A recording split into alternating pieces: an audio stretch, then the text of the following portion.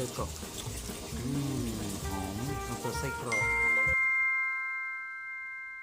สวัสดีค่ะนี่เรามากินไส้กรอกจาจังมายอนสไปซี่นี่ไส้กรอกเลยนะไส้กรอกพร้อมกับจาจังมายอนสไปซี่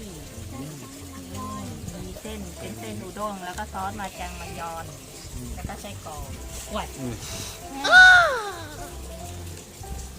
ต้องไปเวฟก่อนน่ากินมากเลยเดี๋ยวเราไปลองเวฟก่อนนี่ข้างหลังเขาบอกกินสุดต้องเข้าไปเวฟจังจังมายอนนี่น่าจะเป็นซอสนะเราไปเวฟกันเราเวฟเสร็จเรียบร้อยแล้วนี่เดี๋ยวเรามาลองแกะกันดู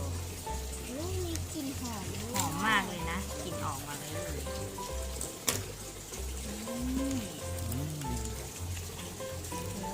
ควันออกเลยมีไส้กรอกเป็นไส้กรอกแล้วก็เส้นอุด้งกับซอสจาจองมายองจาจองมายองนี่คือชื่อซอสใช่ไหมเป็นชื่อซอสของเขาแต่เส้นอุด้งแต่เป็นเส้นอุด้งเหนียวนุ่มแต่ไส้กรอกใช่เส้นมันจะออกเหลืองเหลืองตัดดิหอมเส้นอุด้งพร้อมซอสยาจองมายองน่ากินมากแล้วหอมมากเลยทุกคนเดี๋ยวเรามาลองกินกันรสชาติจะเป็นยังไงซอสมันอร่อยหรือเปล่าดูดิแม่ลองชิมกินเส้นแยกก่อนแล้วกินไส้กรอกลองกินเส้นก่อนเส้นอุด้งก่อนเส้นใหญ่อยู่เผ็ดปะหวานเค็มๆมีเผ็ดนิดเผ็ดนิดเดียวเผ็ดไม่มากไส้กรอกนี่ลองไส้กรอกนุ่มลองตัวไส้กรอกมีไส้กรอกอะไรหมูไก่ไส้กรอกหมูไก่เป็น2 อัน2 อย่าง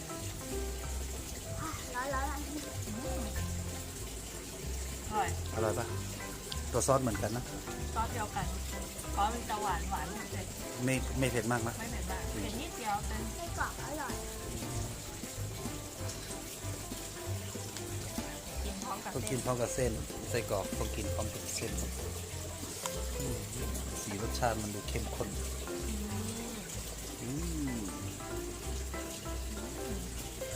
นิ่มไหมเส้นเหนียวนุ่มอร่อยถ้ากินไส้กรอกถ้ากินไส้กรอกลองกินพร้อมเส้นอร่อยลองกินพร้อมเส้นลูก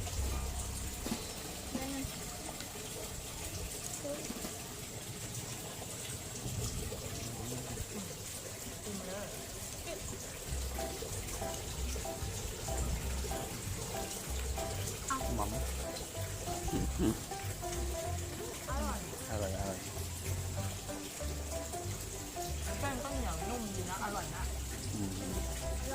เส้นเหนียวนุ่มอันนี้เท่าราคา39 บาท39 บาทใช่ซื้อได้ที่เซเว่นนะทุกคนอร่อยเยิ้มซอสเยอะมากแต่สีมันเหมือนเผ็ดนะแต่ไม่เผ็ดมากแต่ไม่เผ็ดเลยออกหวานเค็มๆมีเผ็ดนิด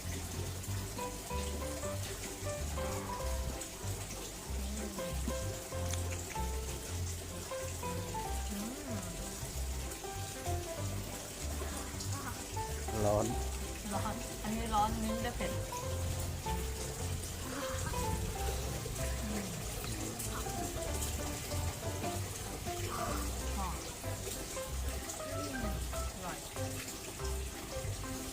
หมดยาวว้าหมดไวจังเลย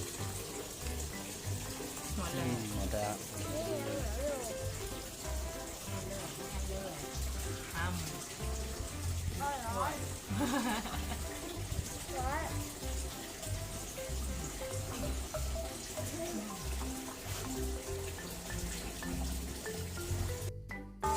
อร่อยไหมลูกอร่อยมากเลยหมดแล้วก็ถ้าชอบก็อย่าลืมกดไลค์กดติดตามให้ด้วยนะคะบ๊ายบาย